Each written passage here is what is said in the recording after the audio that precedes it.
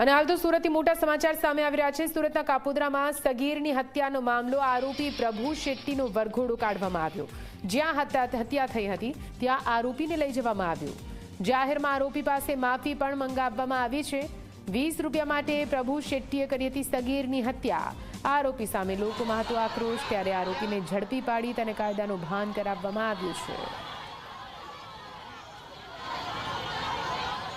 બે અલગ અલગ દ્રશ્યો આપ જોઈ રહ્યા છો। ગઈકાલના દ્રશ્યો અને તે બાદ આજના દ્રશ્યો જોઈ રહ્યા છો। કેવી રીતે અહીંયા સગીરની હત્યા બાદ તેના પરિવારજનો આક્રંદ અને આક્રોશ સામે આવ્યો હતો। રોડ પર ચક્કાજામ કરી દેવામાં આવ્યું હતું। આજના દ્રશ્યો જુઓ, જે આરોપી જેણે માત્ર 20 રૂપિયાની લહાયમાં એક સગીરની હત્યા કરી દીધી, તેને હવે કઈ રીતે તેનો વરઘોડો કાઢવામાં આવ્યો છે, કેવી રીતે તેની સર્વિસ કરવામાં આવી છે, તે પણ આપણે તેની ચાલ, તેના ઢંગ પરથી સમજી શકીએ છીએ।